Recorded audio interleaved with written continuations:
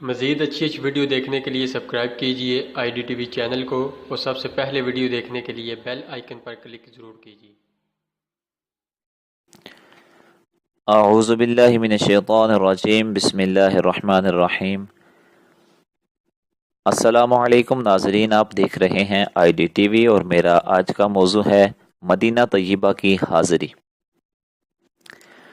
دارقطنی اور بہقی شریف میں یہ روایت مذکور ہے، حضرت ابن عمر رضی اللہ تعالی عنہما نے کہا کہ رسول کریم علیہ الصلاۃ والسلام نے فرمایا کہ جو شخص میری قبر کی زیارت کرے اس کے لیے میری شفاعت واجب ہے۔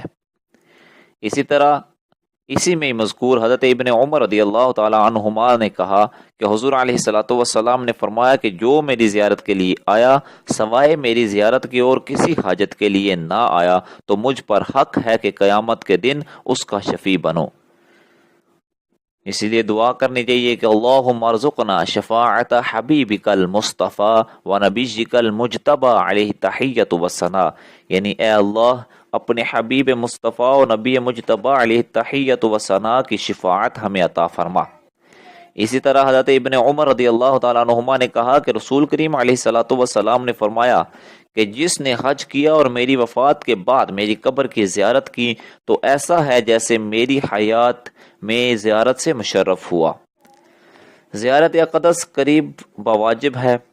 حج کے لیے جانا اور سرکار اقدس صلی اللہ تعالی علیہ وسلم کے روضہ انور کی زیارت نہ کرنا بدبختی کی علامت ہے۔